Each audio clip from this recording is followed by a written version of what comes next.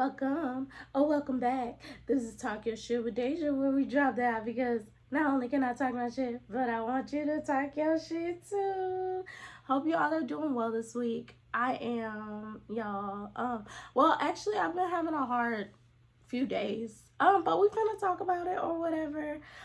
So if you tuned in last week, all the way to the end, you'll know what we're talking about this week. But in the event that you did not, I'll give y'all a refresher. We're gonna be talking about abandonment. You know, that heavy word that we gotta dive into because a lot of people be going through abandonment things, and I don't even think they know that it's rooted in abandonment fears or things of that nature. But yeah, we gonna dive into it. Because like I said last week, we finna get deep for real. Like this next few weeks, like the end of this month and all of May, we finna get deep and we finna do some healing and some learning and everything of that nature. And y'all finna get to know me because the next few topics, or the next two topics, which is this abandonment thing, and then I'm not gonna do a part one and part two. I'm gonna try to get everything into this video, so it's just gonna be a part one, just a one.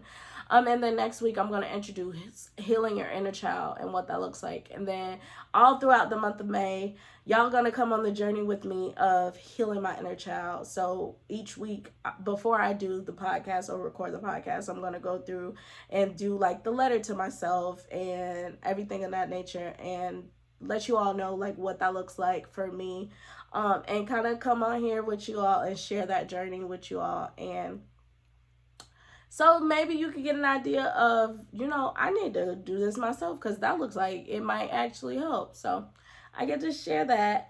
So that's what's going to be the month of May, is going through me in my elementary school years, my middle school years, my high school years, my college years, and now as an adult, outside of school life, and just talking to myself, being that support system for myself, providing myself a space to actually say what I might have been feeling in those moments, and really just giving myself those words of affirmation, or, being that support that maybe I didn't get in those times. So that's going to be the month of May. So y'all get ready, buckle up.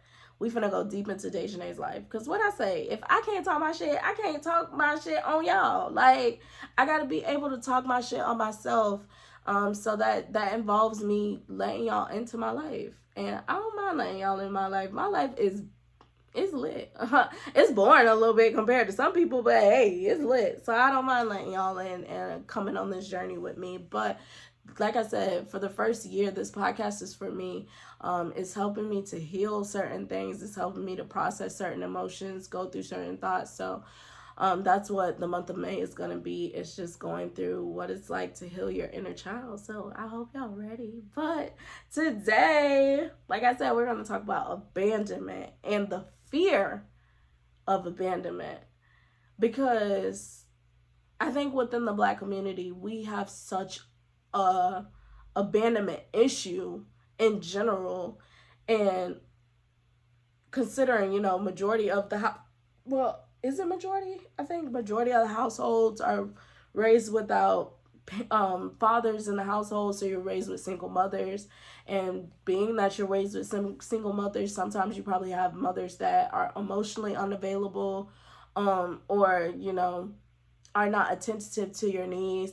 So there's so many different times in our childhood that we have faced abandonment that we probably never even knew how to process or knew how to get through, and stuff that we kind of just pushed to the side and kept going. But it has now impacted how you interact and show up in relationships with other people. So I want to be able to go through it, because y'all know that I found a website, baby, because websites, Google, she gonna show me everything I need to know about my life. So, of course, I found a website on abandonment. So I just want to go through the information on there. And then, I kind of been going through abandonment my own self.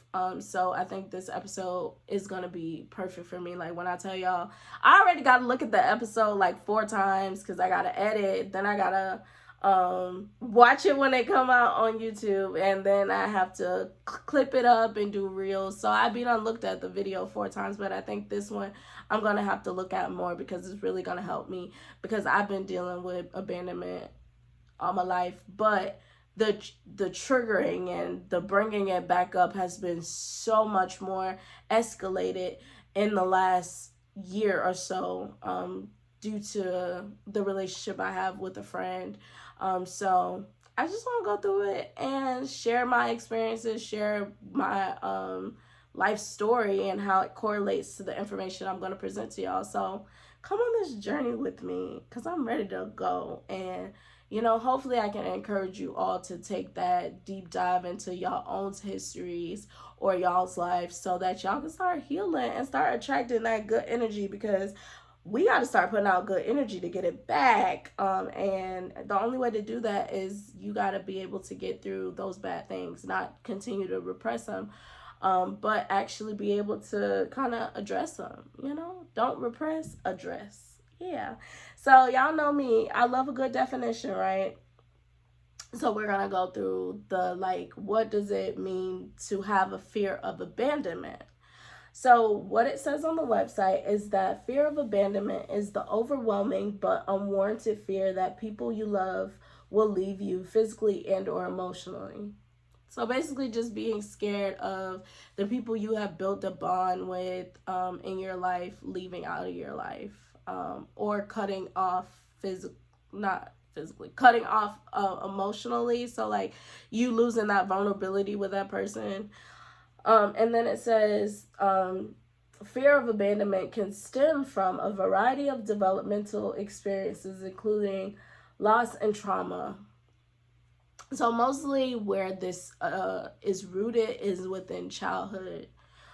There's so many things that could have alluded or reflected abandonment within your childhood. Like for me, the biggest one, like I just mentioned, is growing up in a household without a father. So that abandonment was already like crazy in and of itself. And I think for me too, it was kind of hard because he was in and out. Like there'd be moments where he's in, there would be moment where he's out. Just due to his own circumstances, like he'd have moments where he's in, then he's out. The only time where he's kind of been consistently in my life was around the time that my little brother was born, but that was 14 years ago, 13 years ago. How old is Cameron? I don't know. I do, but I'm not trying to do math. I want to say 14 years ago. I think he's 14. Yeah, he's 14, 13, 14, 15, 16, 17, 14. 14. Yo, I'm sorry. I'm trying to do math. It's sad. I should know how old my brother is, but I'm getting old, y'all. Excuse me. But yeah, so that was 14 years ago that he was in our life consistently. And then when he came in there, he crossed a big boundary that, has impacted the relationship that me and him has had since then. So now it's to the point where I don't even converse, don't care to converse, none of that. I definitely don't have any hard feelings anymore. And like I said before, I think there will be a time where I'll be able to really have a conversation. I mean, in the event that something happened to him before I have the conversation, I ain't gonna be upset. But I think there may be a time where I'll be able to really have a conversation. Now, whether he's gonna be willing to open up, I don't know. But just ask, like, what transpired? Like, why was he a terrible ass father? Like, and just ask him just like that. But, and really address things. But, yeah, that's where my abandonment issues started. And then, of course, little things start happening after that. I think another big one for me is losing friends from middle school to high school. So middle school, I went to neighborhood middle school with everybody I went to elementary school with. But high school, I didn't go to the neighborhood high school that everybody went to. I went to a whole different high school. So I lost all of my friends, all of them. And I've had a hard time making friends ever since. Like, Not necessarily that I don't connect with people, but I literally have to be around you consistently on a consistent basis for me to even form a relationship with you at this point. So that has played a part in some of the abandonment things, but mostly my abandonment is rooted in guys because of that lack of masculine presence. I think when you don't have a certain energy within your life, you are constantly seeking that. So, like for men, depending on how your feminine presence showed up in your life, you either care about it or you don't. Like, you either really, really, really want a feminine presence or you don't because of how it showed up in your life. For me, because I was raised in a household with no masculine presence, I yearn for it. I have always searched for it. Like, my heart is, it feels so incomplete without having a masculine presence, and that has caused so much turmoil in my dating life. Not to say I done really been through so much. Like, again, compared to other people, my stuff is minuscule, but it's my stuff, and I done had to go through it, and I know it's probably other people that go through it, so we gotta talk about it. But then it says, and then the next thing it says is fear of abandonment is arguably one of the most common and damaging fears. Facts.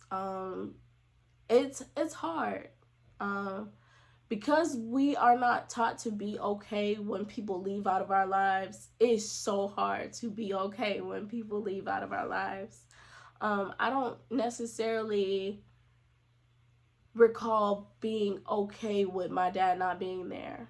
Like, I think I had to put up a defense mechanism and kind of fight it, but you know, for a little girl, I think every little girl wants their dad. Like, that's just a given.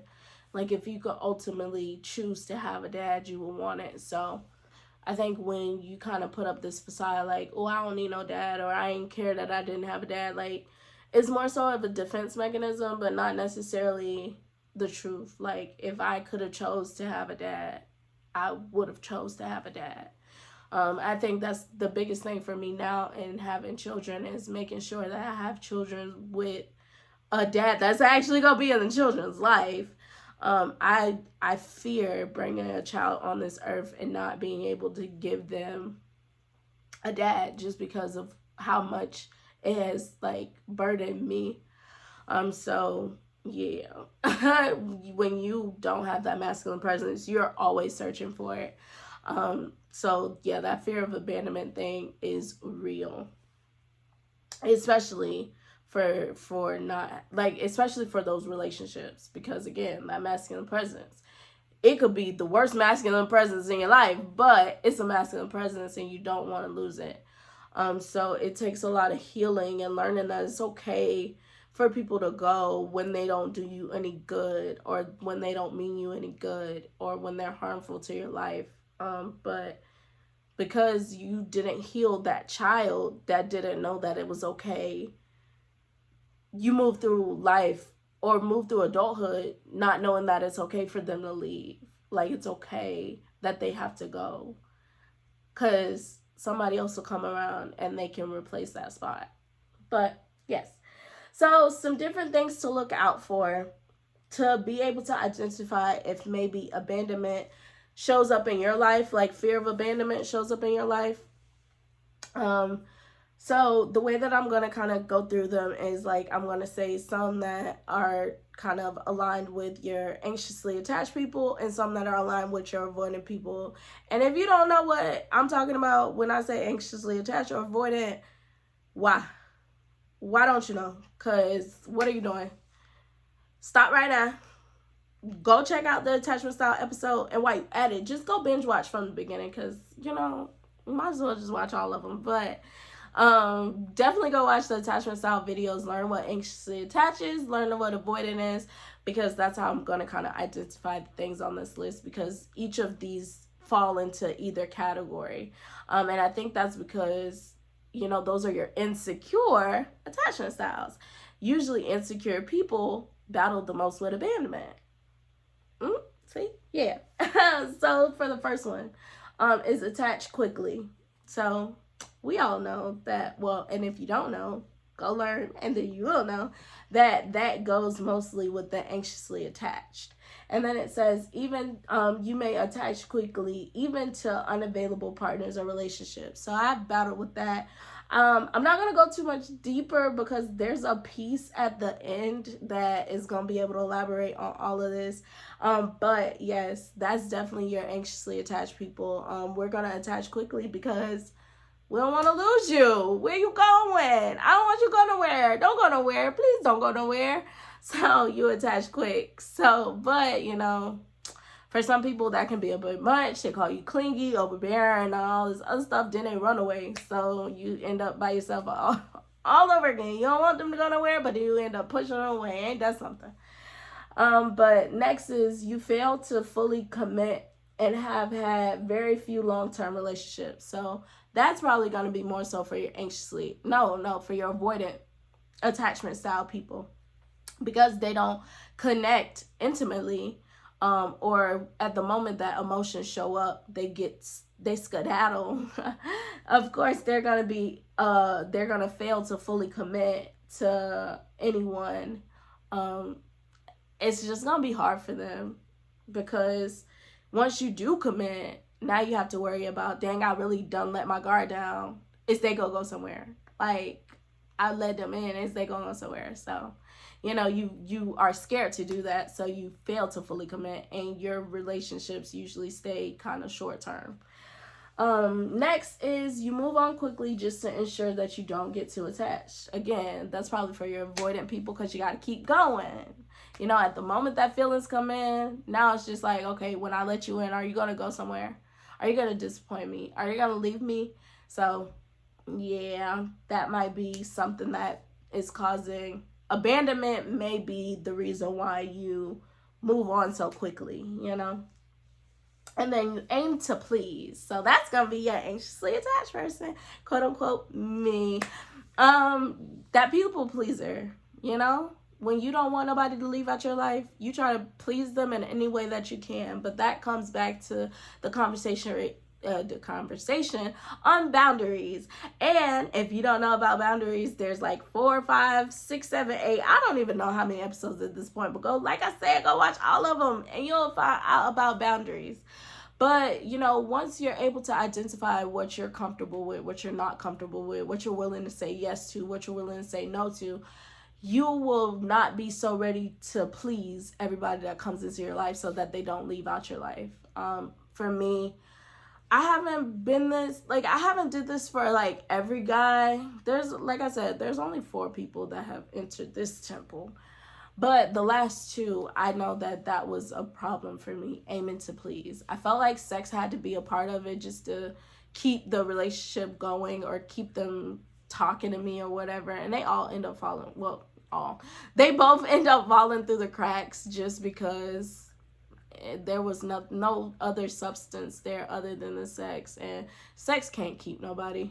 Like, once the sex is like, once it's like over, it's like, what else am I here for? So you try to please, which necessarily, I don't even know if they necessarily needed sex to stay around. That's another thing too.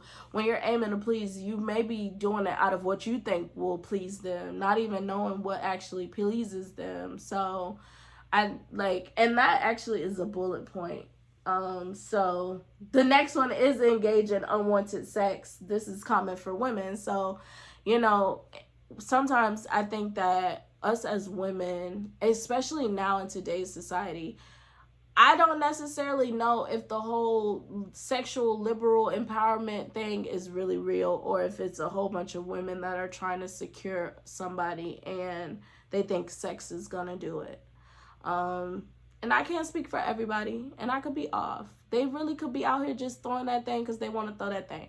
But I know for the times that I had sex, well, the last 2 times that I had sex with the 2 people, I did it just because I thought it was going to keep them around. I really did. Yeah, I wanted to have sex. I really wanted to, you know, enjoy the moment, but I also thought that it was going to keep them around.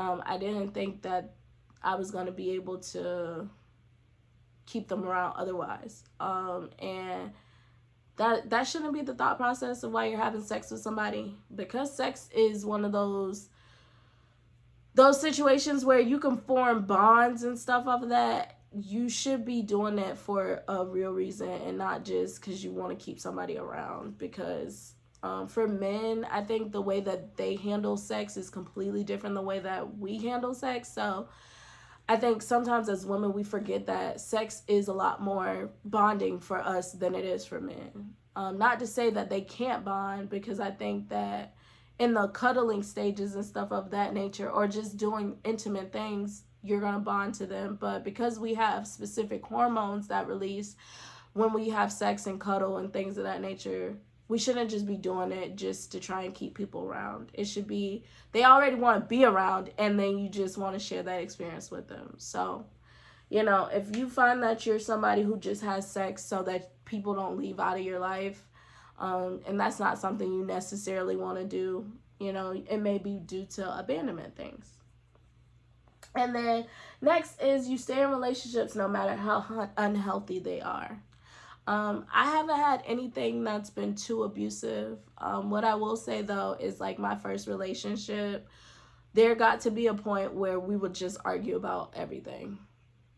Everything. I remember, like, when I was in school, and I remember, like, he always called me, like, a girl, a little girl, or something along the lines of, like, girl or child or something like that.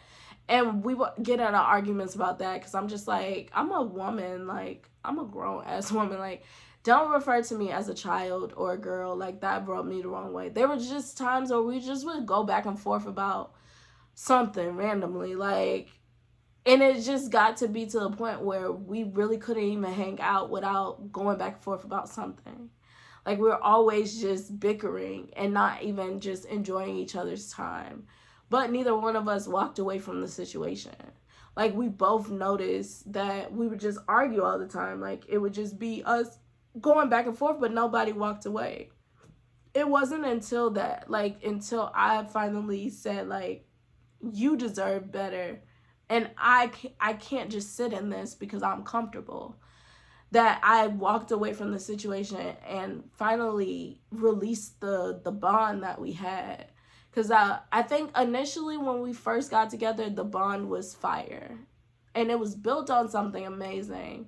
But throughout the process, everything just started to crumble. And I think it was because he was in the midst of finding himself. I was in the midst of finding myself, and there was nothing that was keeping us coming back to each other as we were finding each other, like, as we were finding ourselves.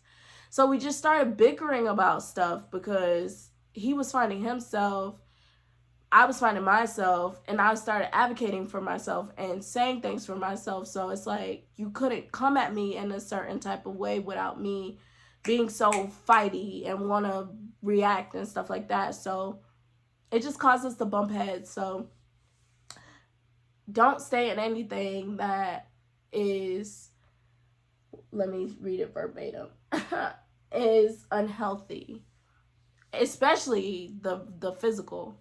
You definitely should not stay in something physical.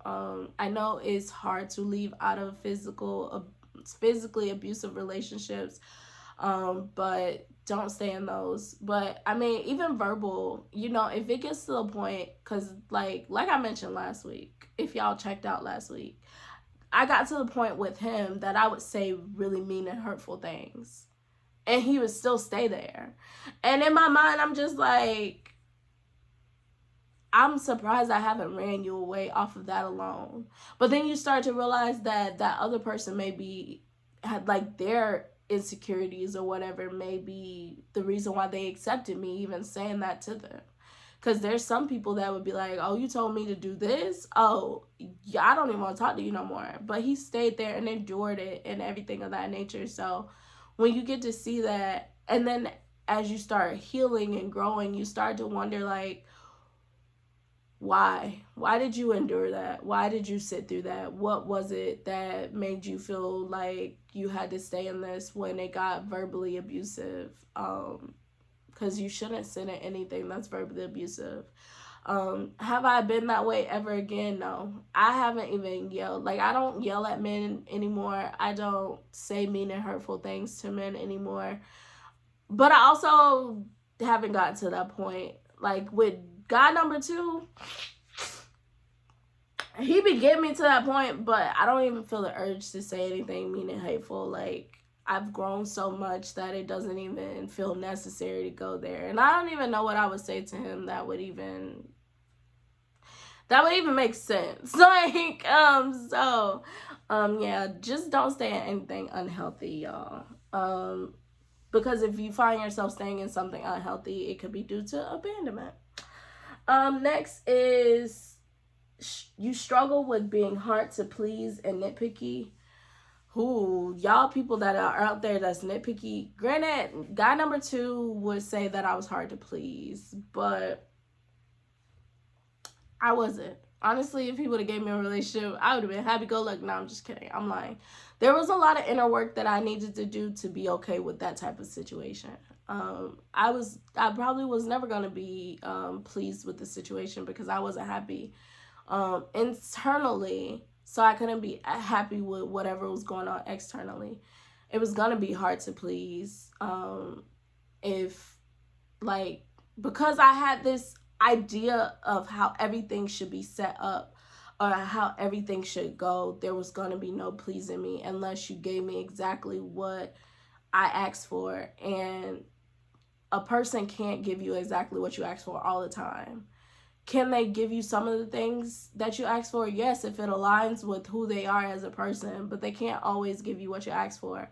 So if you find yourself being nitpicky or hard to please, it could be due to abandonment things. But I wonder why. If you struggle with being hard to please and nitpicky, I don't know. Or maybe that could be for those avoidant people too. That seemed like something where like you kind of shut down, so then you start nitpicking at everything. I don't know. Maybe it doesn't fall in the category. But you know, if you find yourself being hard to please or you nitpicky and you have to have everything, or it could be having everything within your control, because at the moment you lose control of the situation, you could lose that person. So if you're nitpicky or hard to please, you're probably having some type of control of the situation. And that's the thing. He told me all the time that because okay, I remember when we first met, I told him like I'm spoiled or whatever, and he brings that up all the time, and he's just like, you have such a hard time in this situation because you don't have control of the situation. Like, you're not getting what you want, and that's the reason why you have a hard time in it. And that's real shit. Like, honestly, in that moment, I wanted a relationship. I wanted to be with him and stuff like that, but I couldn't get that. So, yeah, when I did get those moments where he would come over and hang out with me, if he didn't do it the way that I wanted it to happen, because I had no control of the situation, I would, like, yeah, that makes sense. Okay, that makes sense. Sorry, y'all. I be thinking out loud. I be having to go through these thoughts and everything. But yes, hard to please, nitpicky, because you have to have a sense of control. If you don't have no control of the situation, that means they can walk out your life at any time. Which, granted, they can do that anytime. Like, even if you have control of the situation, they will walk out your life at any time or be taken away from you. So it's just like, you gotta be okay not controlling everything. Like, and be okay with what people give you. And if you're not okay with what people give you, find somebody that's going to give you what you're comfortable with receiving. In that moment, I wasn't comfortable not receiving a relationship. But I didn't know how to just walk away from the situation. So I felt like I had to control it. So my attitude would get bad and stuff like that. But then, you know, you end up just pushing people away anyway. So it kind of just... it's a double-edged sword or whatever. But yeah, if you notice that you're hard to please or nitpicky, it could be due to abandonment things. I'm learning, y'all. I'm learning stuff every day. And then the next one is you have difficulty experiencing emotional intimacy. That's never been my problem. I'd be ready to tell people my whole life story, and I'd be ready to listen to everybody's whole life story. But maybe for your avoidant people, you have a hard time connecting with people.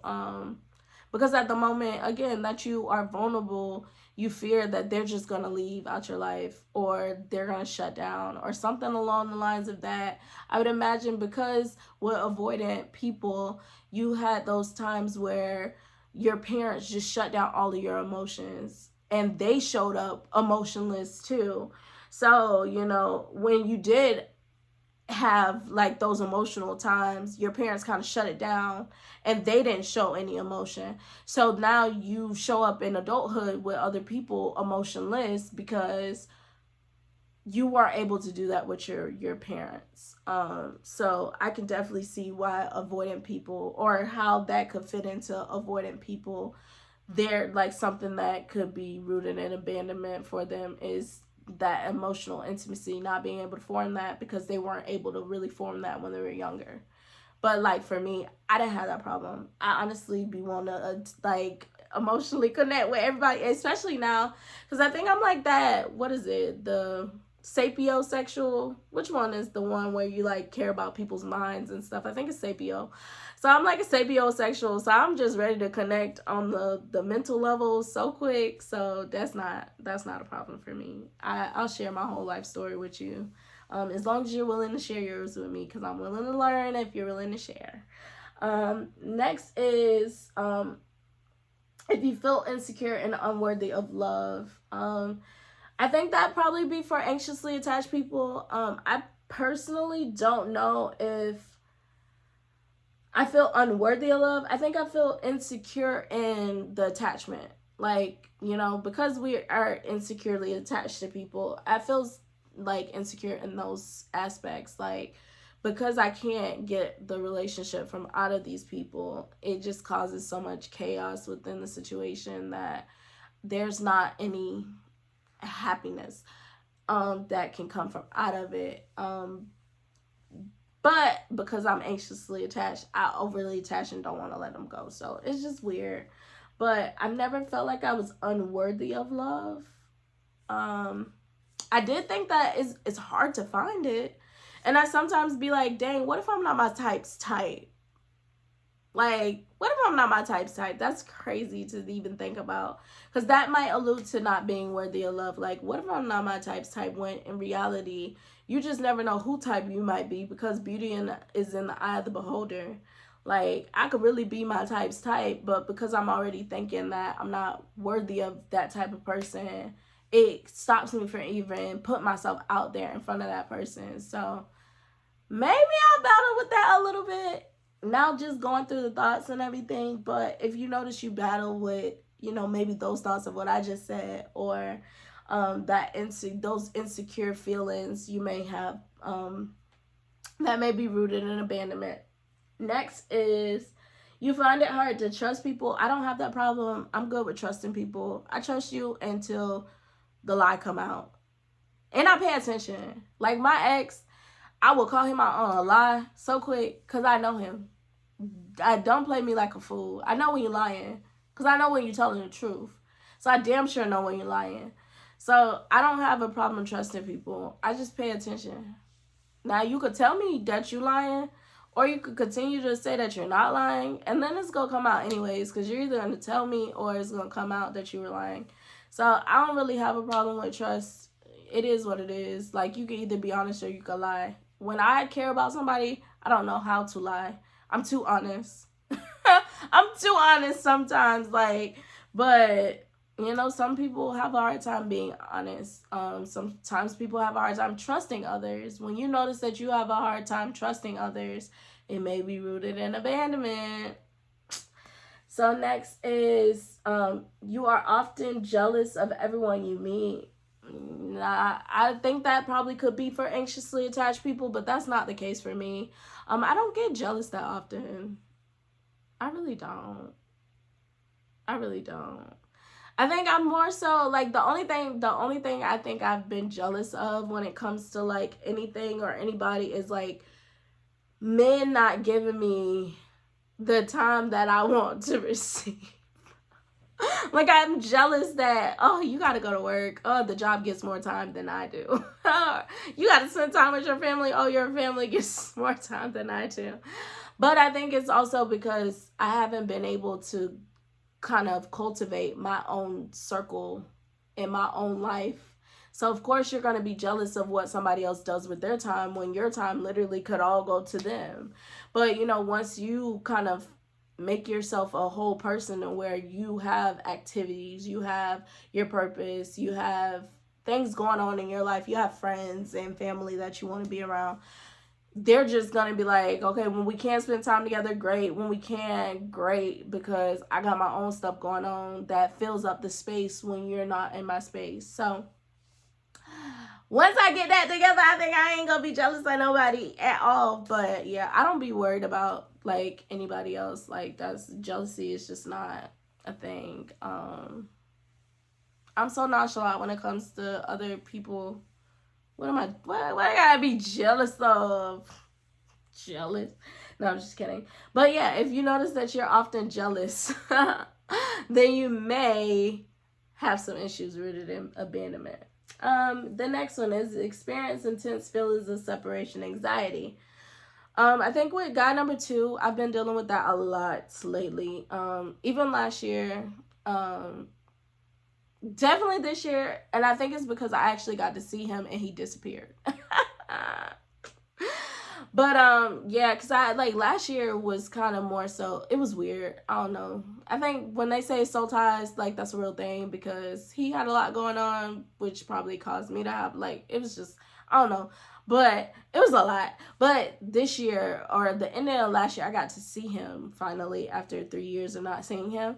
I got to see him, and then he left, and he's going through like life situations and stuff of that nature, so it's caused him to pull back again. So I'm having really bad separation anxiety, not being able to talk to him and hear his voice and everything of that nature.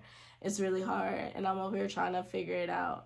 I'm trying to be better with giving space, because I know that's been the biggest problem that I've had, is just giving people space, and allowing them to just be. If they come back into my life, they'll come back into my life. If they want to, they'll come back. So I've been working really, really hard on that. I have my days where I slip up and try to reach out and get met with no answer, but I've been trying to kind of just give space, because before there was no space. I really crossed boundaries. Like when you tried to leave, oh baby, where you going? But I'm trying to give space and work through the separation anxiety and why it gives me anxiety and all this other stuff. So yeah, I definitely know that that's rooted in abandonment. But yeah. And then it says next is you have feelings of general anxiety and depression. Depression was all last year. I haven't been depressed this year. I just mostly had anxiety. Anxiety around him has been the worst.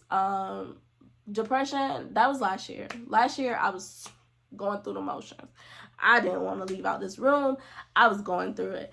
But this year, it's more so just been anxiety. Again, I think it's that separation anxiety because I got to see him and he left. And then I haven't talked to him. So it's just being apart from him.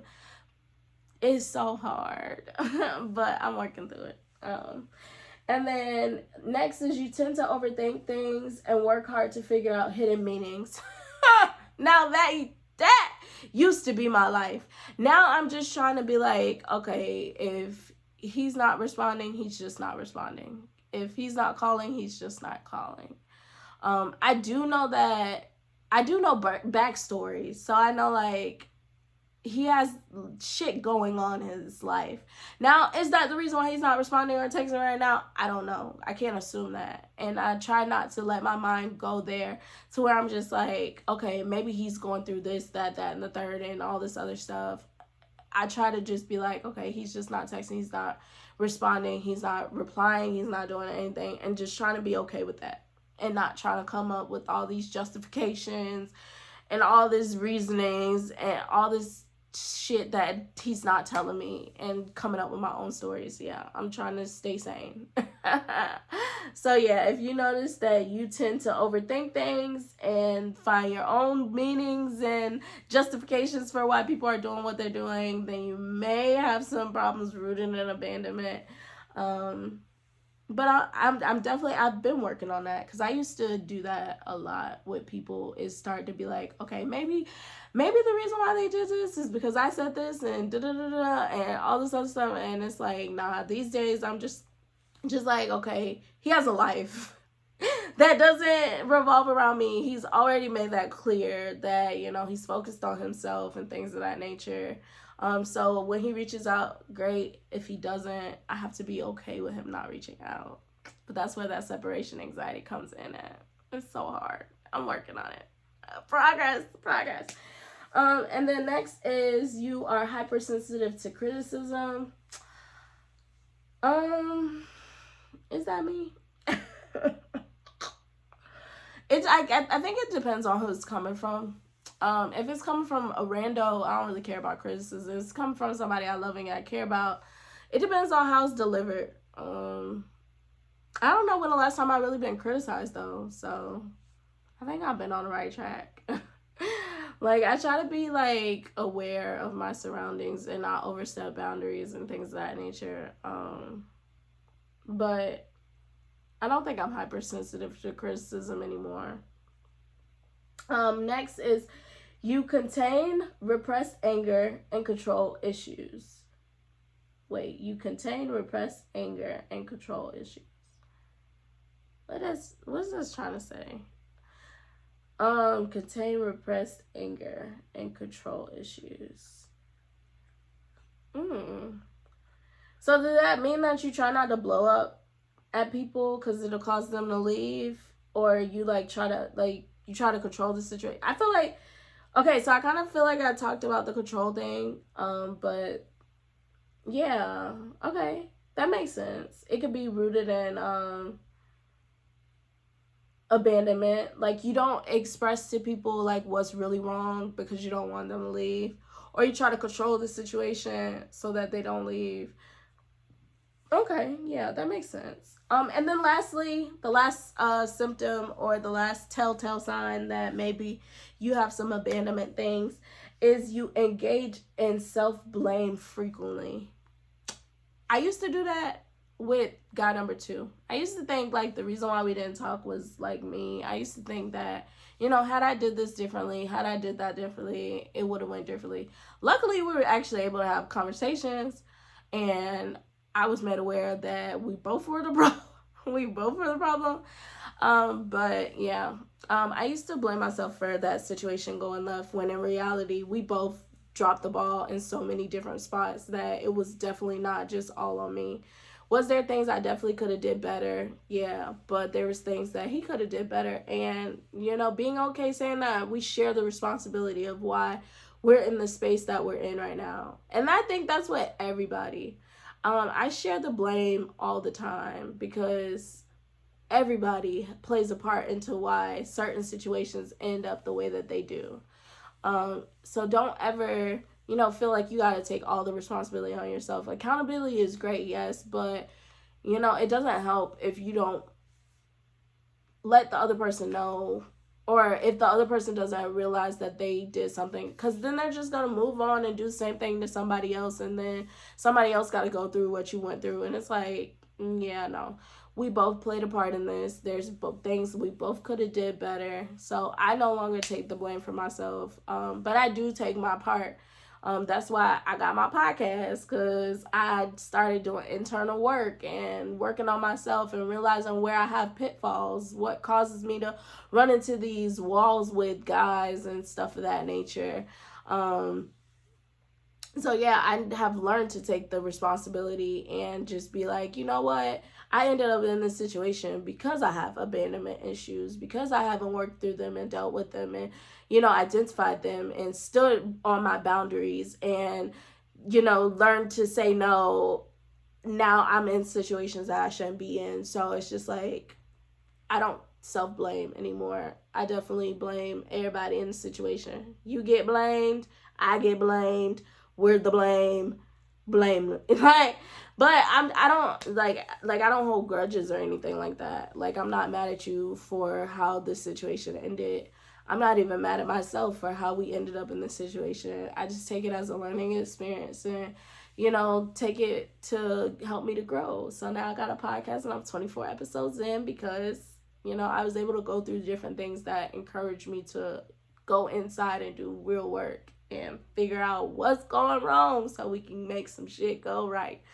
And then it says, generally, psychologists attribute fear of abandonment to experiences, beliefs, and concepts we internalize as children. A child who is denied basic necessary comforts, such as physical affection, emotional connection, and safety, learns not to trust the permanence of these in adulthood. Ooh, damn, that's deep. Ooh. Ooh, that's deep. Okay. And then it says some of the things that come up while in childhood is abuse, abandonment, neglect, death of a loved one, and emotional distance of a parent or caregiver. Ooh, that's deep. Okay, again, that's kind of rooted in your attachment style, so you're insecure and avoidant. And then what's the one that combines the both of them, anxiously avoidant? I don't know what it's called, but go watch the episode so you can know what I'm talking about. But yeah, so that would make sense. It's just like, if you didn't receive these things in your childhood, you don't even believe that it's a possibility that you're going to be able to run into these things in real life. Which is why I feel like a lot of people say that women don't like the good guys or whatever, but it's just like, if you have never had a good guy around you to give you an example of what a good guy looks like, you're just comfortable with the toxicity. Not to say that you want that, but you're comfortable because that's what is familiar.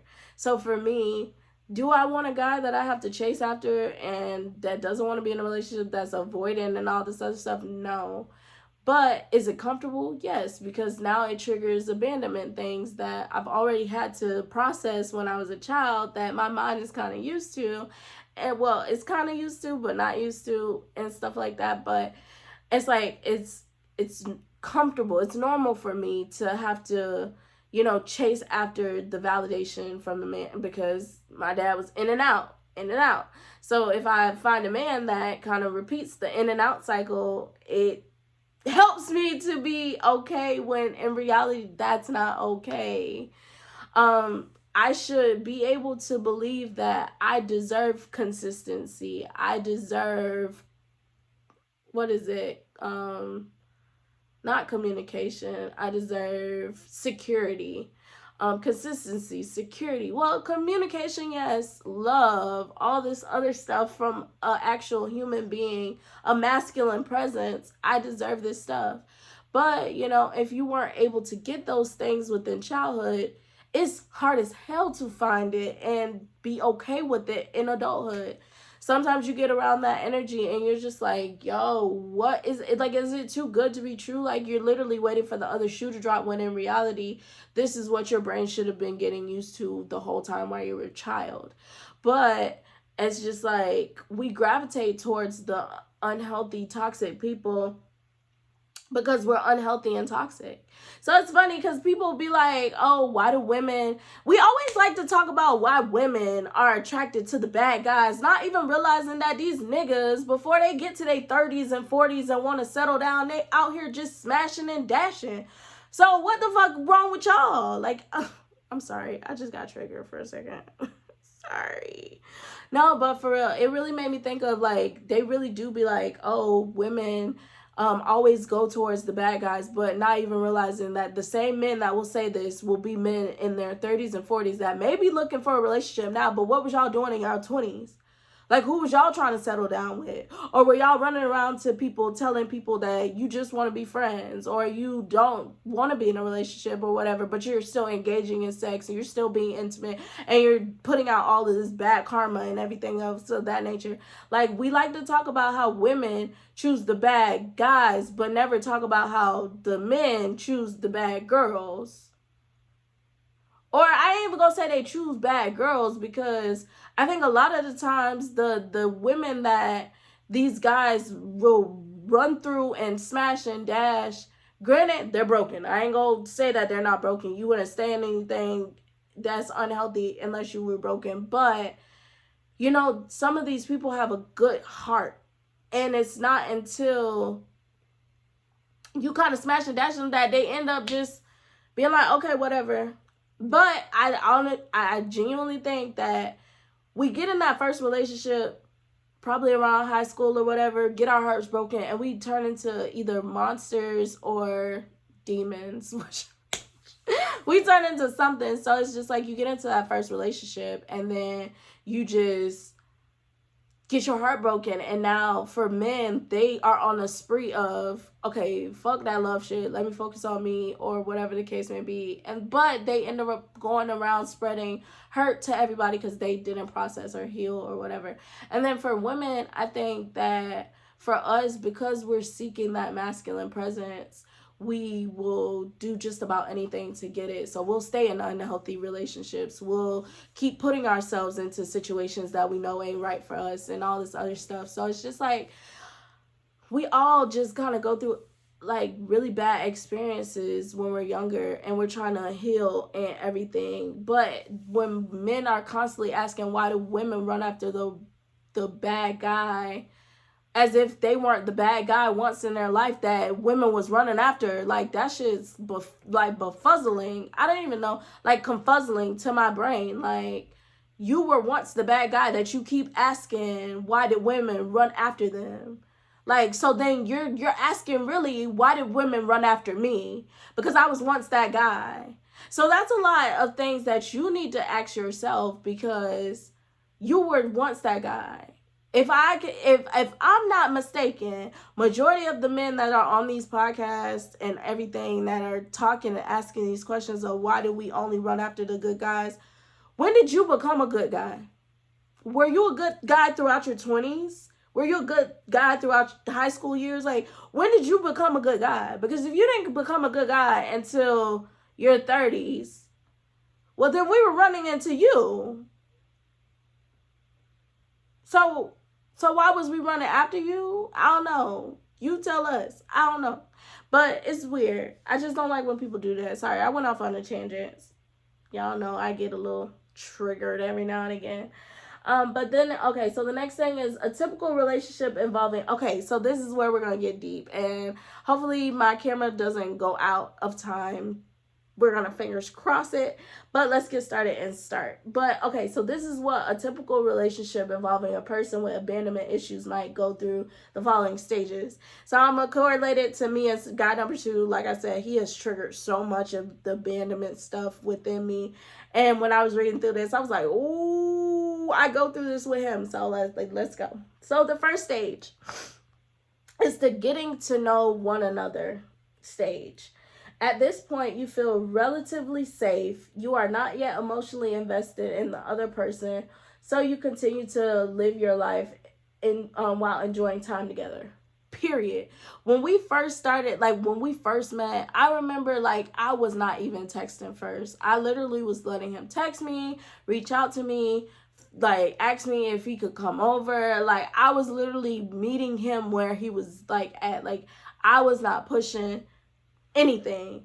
I was just like, okay, whatever this is, it's gonna be on his accord. I was following his lead, just going with the flow or whatever the case may be. So that's the first step. The next phase is the honeymoon phase. So it says you choose to commit, willing to overlook possible red or yellow flags because you get along so well. You start spending a great deal of time with the other person and you always enjoy yourself. You start to feel secure. So we didn't necessarily commit like relationship wise, but we were really consistent. It was to the point where we'd be on the phone all night together. He like worked out of state. So like anytime he came into state, he would come see me. Like it was really like some consistent, it was really good. But did I overlook the red flag? The biggest one was I'm not looking for a relationship. That was the biggest red flag that I overlooked. And I don't know why, but I do know why. And it's because I was naive and I don't fault myself. It's okay. You didn't know. But that was the biggest red flag that I overlooked, was I didn't want to be in a relationship. I really should have got the fuck ASAP. But no, I kept going because it feels good, right? You know? you don't want to be in a relationship, but I'm getting consistency. We're talking on the phone. We're getting to know each other. You know, we're having great sex, all this good stuff. So, yeah. Honeymoon phase was fire. It was fire for the most part. It just felt really good to be in the honeymoon phase. I think the honeymoon phase for everybody is like the best. Is the best. So yeah, I definitely overlooked that big red flag that was just like, girl, running in the opposite direction. So the next one, the next phase is the real relationship. And then it says real life intervenes. People get sick, have family problems, work difficult hours, worry about they worry about money and need time to get things done. Although this is a normal, positive step in a relationship, it can terrify someone with the fear of abandonment who mistakenly perceives that you're pulling away. If you have this fear, you are probably battling with yourself and trying very bad not to express your worries for fear of appearing clingy. That was real. Okay, so y'all, okay, it was one time where he had came over because he writes books and stuff like that, and he works construction. So it was one time he came over where he was working on his book. I didn't like that, but I didn't share that. But I think it plays into like, you try not to appear clingy. I could have communicated like, you know, we don't get to spend much time together. Is it possible that you could put that down and we can really interact? I didn't do that. I really just, for the most part, when he was working on his book, I started working on school stuff. Did I want to work on school stuff? Hell no. Nah. So in his mind, he was like, well, you was working on your stuff, I was working on my stuff, so there shouldn't have been a problem. But there was a problem because I wanted to spend quality time together, but I didn't communicate that. So, you know, he's trying to work on his entrepreneurial stuff. I'm over here working on school stuff, though I didn't want to. So it's like real life kind of gets in the way. But more recently, he's had to go through grief type of situations that has pulled him away and everything. So it's just like that real life stuff that gets in the way. And he has pulled back so much, like, to where I haven't talked to him in like a month and a half. Or like 2 months or whatever. I don't know. But real life has happened. So that fear of appearing clingy, that's why I said that separation anxiety, I've been trying to hold off on just reaching out and trying to force myself into his life because there's a lot going on. Like, a lot going on in his life. So I'm trying to give him that space and everything of that nature. But that's the real relationship phase. So we've kind of went back and forth in this because we had different moments where we kind of have interacted. So, you know, the first example was from the first time we came together. Now this example is the second time we came together. So, yeah. And then it says the next phase is the slight. So it says a seeming slight occurs, and it could be an unanswered text message, an unreturned phone call, or a request for a few days of alone time. Honestly, if he would have requested alone time, we would be A-okay. He just backed off. So I gotta assume that you just want alone time because you're not responding and all this other stuff. But that's where the slight comes in. It's like the unanswered text messages and the unreturned phone calls. Like, that's been grinding my gears. That's been grinding my gears. Like, I do understand, like, you don't have to respond. You really don't. But like I said, if you ask for the alone time, I would be so much better with that than you just taking it and not communicating anything. Like, I have become really big on communicating, which is why it shouldn't, like, it really should be a thing of me just, like, give him space, whatever, and going about my business and continuing to, which I haven't stopped my life. Like, I'm still out there, like, putting myself out there. I haven't stopped my life when it comes to other guys, but it's just, I know communication is a big thing for me, and if he can't do that, that's a problem. But, you know,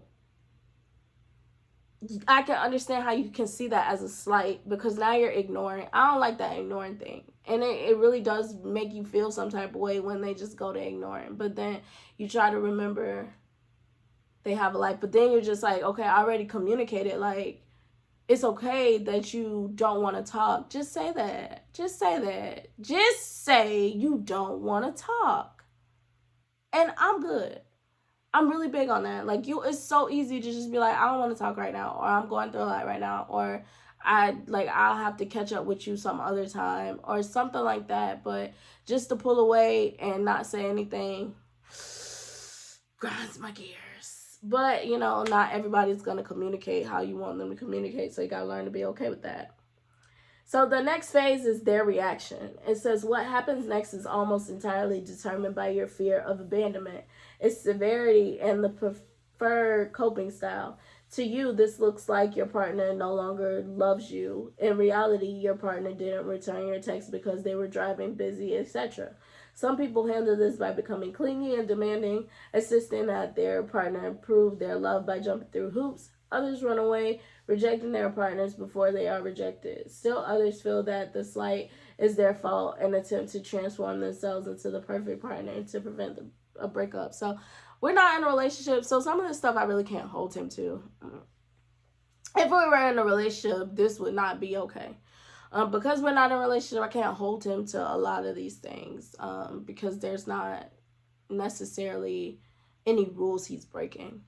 There is boundaries he's crossing of mine, which is that no communicating thing. I definitely have communicated to him that I'm not a fan of the no communicating thing. So it's just like, yeah, but it's like, if you want to get to a better space with somebody, you can always find somebody else. You really can. You don't have to sit here and endure this. You can always go find somebody that's going to communicate with you and be effective and everything of that nature. Like, you don't have to endure this. But, I'm also like trying to figure out how to be okay in these situations. Because even when I do find somebody else, they could turn around and do these things. So am I just going to jump from person to person to person every time that somebody crosses a boundary of mine? Or am I going to learn how to be good internally and then just, attract somebody else, or whatever the case may be? Again, if we were in a relationship, there's different standards I could hold him to. But because we're not together, it's like, I don't necessarily think he doesn't love me. I don't necessarily even know if he ever loved me. So that's not what I'm worried about. As far as the slight thing goes, I think it's more so just like, it can cause you to reach out more or be more clingy and stuff like that when you're not communicating. Because now I'm just like, what the fuck is going on? Like, what is happening? Are you ever coming back into my life? Like, what is the deal? Like, it really does start to cause you to be so frictiony. So I can understand why that would be the next step, is how you react to the slight, and everything coming up.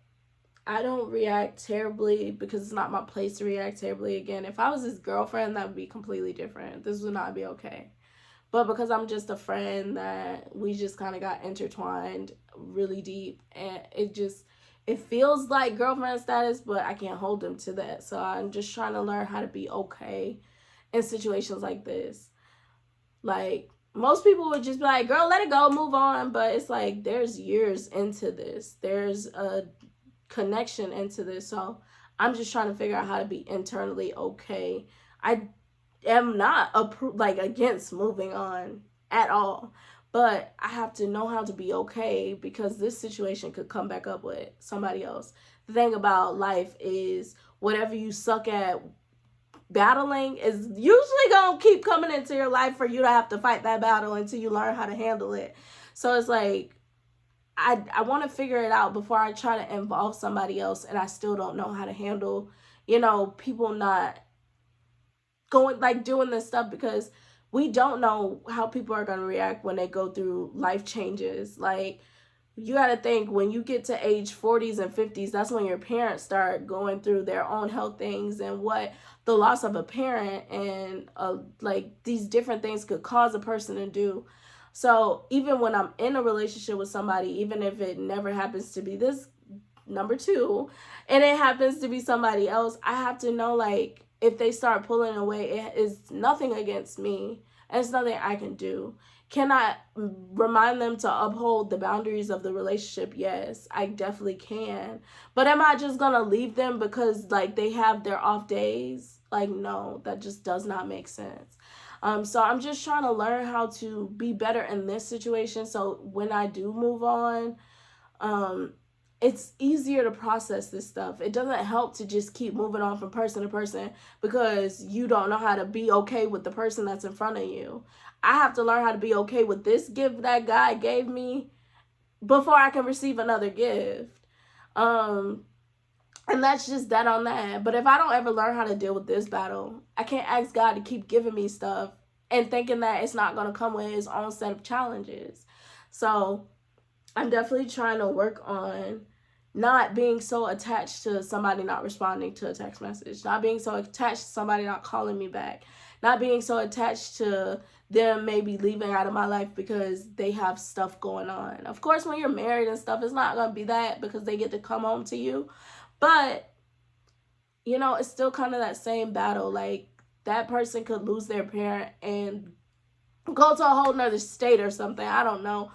But it's like, I'm trying to learn how to be okay within this situation before I move on. So I definitely had to clarify that because most people will just be like, girl, just move on. Like, this not even your man. Like, why are you hung up over this? And it's just like, you don't realize that the battles that you're fighting now, it's going to come later on in life. So you're still going to have to fight them at some point. So I'd rather figure out the battles now before I keep running into the same situation and have to keep hopping from man to man to man because I'm tired of hopping. I want to just settle on a man. I'm tired of hopping from man to man to man. So I'm trying to figure out stuff in the situations that I get put in front of me before I involve anybody else. So the next phase is your partner's reaction. And it says, your sudden personality shift seems to come from out of left field. Your partner probably has no idea why their previously confident, laid back partner is suddenly acting clingy and demanding, smothering them with attention or pulling away altogether. As with other phobias, no one can simply talk someone out of their fear of abandonment. No matter how many times they are reassured, it will not be enough. Eventually, their behavior patterns and inconsolable reactions could drive others away, leading to the very conclusion the person feared most, which is real, which is like, I always start off so nonchalant. I start off so good. It's not until you get connected that then you turn into this clingy person that don't want to let go, that don't know how to handle things. So I'm trying to recognize when that person comes in, that clingy person, and how to not let her present herself. Because that is ultimately pushing everybody away from me. Because not everybody can handle clingy. Clingy is not healthy. Now, I think it's healthy to want to be around your mate, yes. But when you're doing it out of fear, it gets to be overbearing. Especially when they have real life shit going on. When it's just like, I'm not even knowing how to get through my own life. And now I'm responsible for how to get you through your life. And it's like you end up putting so much pressure on them, which is probably why I can understand why he pulls back sometimes. Because he knows what I want from from out of a person. Like, he knows I want marriage, he knows I want kids, he knows I want all this stuff. But because he's going through so much in his life, I can understand why the pullback probably has happened. You know, it's like, I'm going through my own shit. Like, I don't have time to cater. Like, and it's not even in a bad way, but I don't have time to cater to what you need right now. Because I don't even know what I need right now, and I have to figure out what I need. And so sometimes as the person that fears abandonment, we get so wrapped up in what we need that we forget the whole other person. So I'm like working on being okay letting go. Letting go. And being okay with letting go. Because what's meant for me is going to come back to me. Like, we done known each other for 4 years. And we haven't been consistently in each other. Like, but he keep coming back to me. So if he's really meant for me, he go come back to me again. But I have to be okay with letting him go. to know that he can even come back to me. But if I keep trying to force it, it's gonna cause him to be pushed away completely, and he's never gonna come back to me. So it's like I'm over here working my ass off to build up who I am as a person, so that if he's mine, he can come back to me without, the pressure, or without it being like, okay, the only reason why I'm here is because she was here. It's more so I missed her. I miss what she offered me. I miss hearing her voice. I miss talking to her, laughing with her, these things like that. Because you got to give people the chance to miss you. And I think with people that fear abandonment, we don't give people the time to miss us, because we're always in their face if we're anxiously attached. But if we're avoiding, we don't even care. I mean, they don't even care. So, but if you're anxiously attached, when you have abandonment issues, you're always in their face. You don't give them time to miss you, to even know if they genuinely want you, or if they're like, they just got you because you're there. And so I don't want to ever just be with somebody because I'm there. I want them to genuinely want me, to want to come to me. So my biggest thing with abandonment is learning how to let go and let God. That's been my biggest lesson to learn, is to let go and let God, and not feel like I need control of everything too. Because of everything that would have transpired in our childhoods, we feel like we have this sense of control as we get older, which is why we try to navigate everything in a specific type of way, is where we like think that we have control, but really you have nothing, like no control over anything but you. And in order to maintain your own control, you gotta know who you are. You gotta know what is the reasons why you're putting yourself in these situations. What is the reasons why you're not willing to walk away or let go and all this other stuff. So I'm really just trying to focus on me so that I can just let go. And then if he's meant for me, he'll come back. Like, he knows how I feel about him. He'll come back if he's meant for me or if he wants me. But I'm just working on just letting go and just letting him process everything. Because when he do come back to me, he'll give me what I desire, what I want, because he knows what I want. But if I keep trying to force it on him, it's only going to push him away. And that's the case with anybody. Say if I do move on to somebody else, if I don't ever learn how to control my abandonment stuff, all it's going to do is cause me to make the same mistakes, which is let people run over my boundaries, not stand firm in what I'm comfortable with, not being okay with them not returning phone calls and not texting when I actually care about this person. And I don't want to go through that anymore. Like, I want this to be the last situation that I ever have to feel like this ever again. Even if he comes back into my life, there's a whole new Dejanay that you got to deal with. Now, if you're really ready to deal with her, then we can move forward. But there is a whole new Dejanay you're going to have to deal with. The same old, you can come in here, no relationship type of, like, nah, that's not a thing anymore. And that's what anybody that comes into my life, like, I know what I want, and if you don't align with that, then it's not gonna work. So, but you got to be okay with knowing that everybody can't provide that for you. There's a reason why there's just that one person to get married to. You just got to get to that one person. But if you are so scared that you're never going to get to that one person, then you end up settling for somebody that was never good for you anyways, and now you're just stuck. So try and be okay with just letting go and not rushing, and letting go, letting God, and trying to get a different type of community around me to where I don't put the pressures on a man to fulfill me. They just can come in and add happiness to me. I want him to be able to come into my life and just add happiness, because I'm already happy. I'm already very positive. And we just come together and add that to each other's life, not me be dependent on him to provide happiness, because no person can provide you with what you need except for you. So yeah, so that's all the different phases of what a relationship with a dependent person can look like. Now, if y'all notice that y'all do this stuff, let me know so I cannot feel like I'm the only person that's in this. But It sounded like me when I read through it, so maybe it sounded like you when I was reading through it. And if you notice that tends to be how your relationships go, you might got some abandonment things you need to work on. Go ahead and pause, take a step back, and start working on it so that you can move through relationships in a healthy fashion. Then let me close this out with the last final things from the website, and then that's going to be it for abandonment. Okay, so it says, although treating the fear itself is critical, it is also essential to build a feeling of belonging. Rather than focusing all of your energy and devotion on a single partner, focus on building a community. No one person can solve all of our problems or meet all of our needs, but a solid group of several close friends can each play an important role in our lives. Many people with a fear of abandonment state that they never felt like they had a tribe or a pack. When they were growing up, for whatever reason, they always felt other or disconnected from those around time. Wait, no, those around them. I don't know where I got time from. But the good news is that it's never too late. Whatever your current stage of life is, whatever your current stage of life, it is important to surround yourself with other like-minded individuals.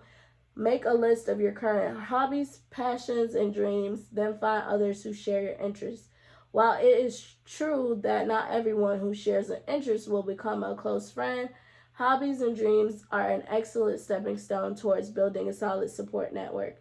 Working on your passions also help build self-confidence and belief that you are strong enough to cope with whatever life throws your way. So I wholeheartedly agree with everything that I just said.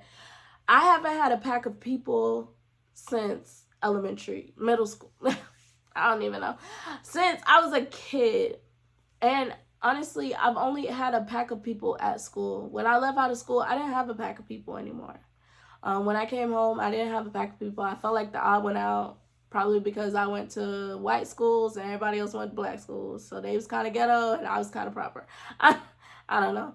Not even talking down on them or anything like that. Like, they just really just went to the black schools and we were put in the white schools. So it's like we were disconnected. I didn't feel like I could connect with none of my family members. So I didn't have a tribe outside of school.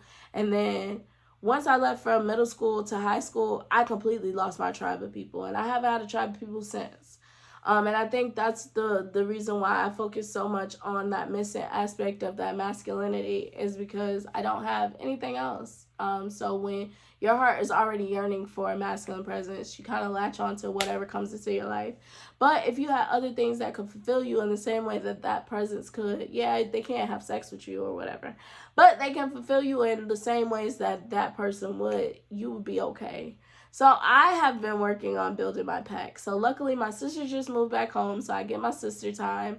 My friend, I'm going to start traveling up to go see her so that connection stays strong. I've been trying to get my hobbies, passions, and everything together. My dreams, which is this podcasting, I want to start doing more with other people when it comes to podcasting.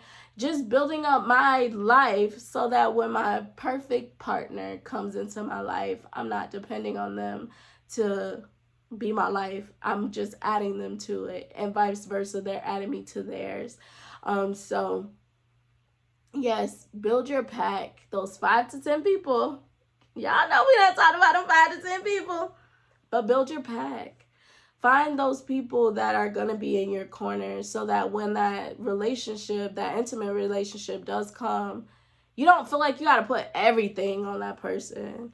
And I think that's what my struggle has been, is trying to fill up the person to be like my whole entire life. And it's like, that's not conducive. That's not even possible. Like, what the hell? So I'm just like working on me, building my circle, my community, my life, so that when my partner comes about, they can just be that last puzzle piece. It's funny because I have puzzles right now that I want to start doing, and I was telling my friend that, all the aspects of your life should be the puzzle piece. And where I was previously is I have a 500 piece puzzle piece. I was telling my friend that 450 of them pieces was like men, like trying to get a boyfriend, trying to be in a relationship. And it's like, that's crazy because the other 50 pieces, which is not even, that's so less than maybe even 10%. No, that's like 10% of the puzzle is focused on your life. Like, that should never be a thing. There should be where 50 like 50 puzzle pieces is for your man and the other 450 is your life. Like, he should be a piece of your puzzle, not the whole entire puzzle. And that's what I've been working on, is how to swap out the amount of pieces that a man fits into my life. I don't want them to be my whole entire life just because I didn't have a masculine presence. I just want them to complete the puzzle when they do come into it. But I have to start piecing the puzzle together so that they can complete it. So I need to figure out what those other 450 pieces are gonna be, whether that's my podcast, or that's doing the pole dancing, or maybe other dancing, or going to the beach, or spending time with my sisters, or spending time with family, or whatever the case may be. I have to fill up those other puzzle pieces with that, so that when he comes in, he don't have to be the whole puzzle. Because it's a lot on them when they got to be their own puzzle and your puzzle too. So you all with abandonment issues, just think about the type of stress that you put onto your partner when they come into your life. And not even to think about them in a sense of you got to always care about them and all this other stuff. But if you don't ever work on yourself, you're going to be hurting other people, or you're going to be pushing them away because you're not healed, or you don't have a lot going on for yourself, so you depend on this person to not go anywhere. And that's another thing we also tend to forget too, is like, God sent people into our life as gifts, but just as much as he gives us a gift of people, he can take those people away, and things too. Like my car, I think I done told y'all, my car was totaled. He took that away. Like, I didn't get attached to it, but you could get attached to your car. But you got to realize, like, he gives us things and he takes it away. If you believe in God. Or you give yourself things and they get taken away if you don't believe in God. I don't know. But I believe in God. So he gives us gifts and he takes them away. You have to be okay of him taking the gifts away, because there's a reason why he's doing that. Like, if you think about with the parent, we can give children candy sometimes, but they have to be okay when we take the candy away, because a lot of candy is not good for you. So it could be the reason why he's taking people out of your life is because something about that situation was not helping you to grow anymore, or you were getting stuck, or something of that nature. Like, something was bad for you, so he had to take it away from you. Focus on those things of what was going wrong. Like, what could have possibly been the reason why he took this person from out of my life? Like, or what could it be teaching me? Even like outside of just like a person leaving out your life, with somebody passing away, that's something you definitely can't control. But, you know, what part did this person play in my life? Am I able to form that bond with somebody else? Can I create something like this again? Like, and not getting attached to the person so much so that you shut down and you don't want to build a connection with anybody else. Because we are giving people, but we are also taking, like, people are taken away from us.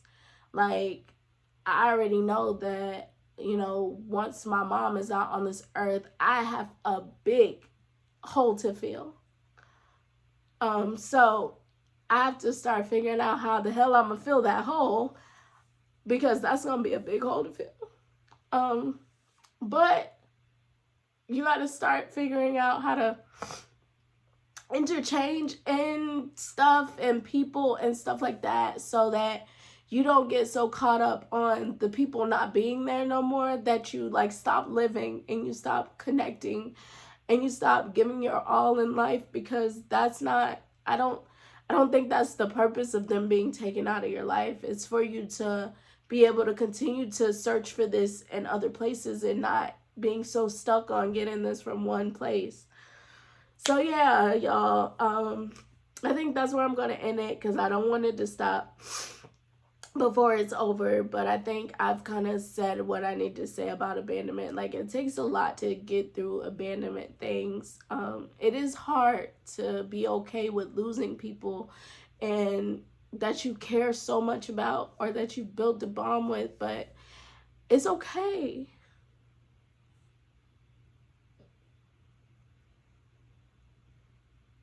It's gonna be okay. It's gonna be okay. You're gonna be okay losing.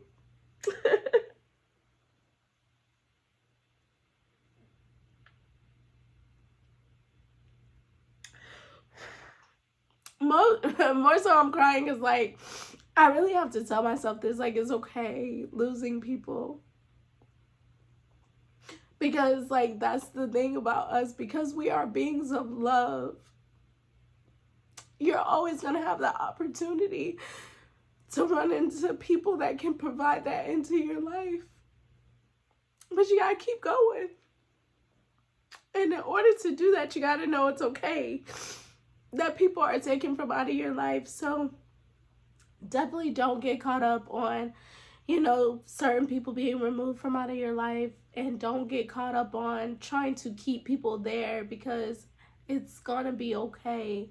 As long as you keep going, you're always gonna be able to replace that feeling of whatever they provided for you. You're gonna be able to replace it. But if you get so caught up on not thinking that it's ever gonna come back, or not being okay moving on and stuff like that, you're always gonna hold yourself back from real connections, and that's not okay. So yeah, y'all, heal.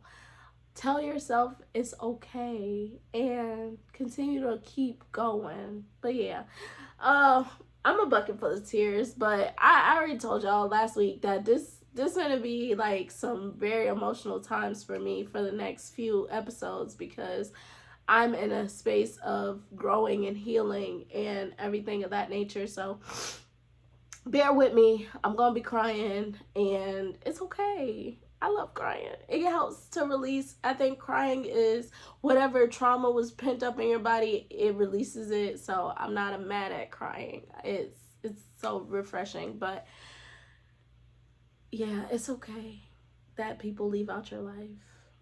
I just gotta keep telling y'all that. And I really gotta keep telling myself, like Dejanay, it's okay that people leave out your life, because as long as you keep going, you're gonna be able to replace that energy. I promise you, you will. So yeah, that's gonna be it for abandonment, y'all.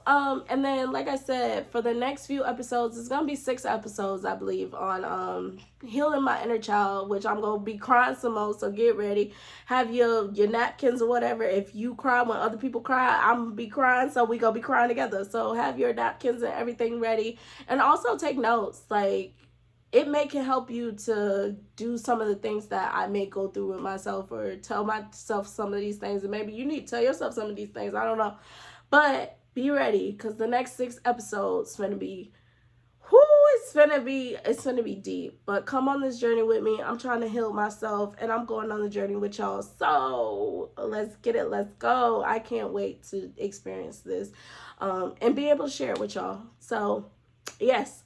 Tune in for the next 6 tune in for the rest of y'all life, honestly, but definitely for the next 6 Wednesdays, we gonna go deep and learn some stuff. But yeah, so like, comment, subscribe, and then check me out on Spotify, Apple Podcasts, and then you can follow me on TikTok, Facebook, Instagram, and yeah. And I will tune in with y'all next week. I'm so ready to take this a little deeper and get some more healing done, because I'm just trying to feel lighter and get all this stuff on my chest that I just been holding in for forever. And I get to do it with y'all. And maybe it can encourage y'all to do the same thing. Like I said, I want to talk my shit so y'all can talk y'all shit too. I mean that. And hopefully I get to the point where I can actually hear y'all shit, and we can really talk shit together. Like, I can't wait. Yeah. But yes, this is Talk Your Shit with Deja, where we drop the I, because not only can I talk your shit, but I want you to talk your shit too. And I will tune in with y'all next week, Wednesday, 7 o'clock, where we will be talking about healing your inner child. And I will see y'all then. Bye.